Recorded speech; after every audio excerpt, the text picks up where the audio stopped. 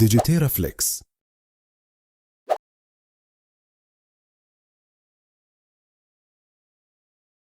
Orders screen. To access the Orders screen, click on Orders. A list will appear showing all orders, including active and paid orders. In some cases, the screen may display all recorded orders, not only the ones created during the current session. The screen shows the following details for each order: order number, customer name, order type, order value, and order status. To reprint an invoice for a specific order, select the required order, then click Print button. The system allows you to refund orders for any reason. To process a return, select the order, click Refund, and confirm by selecting Yes. Then choose the reason for the return.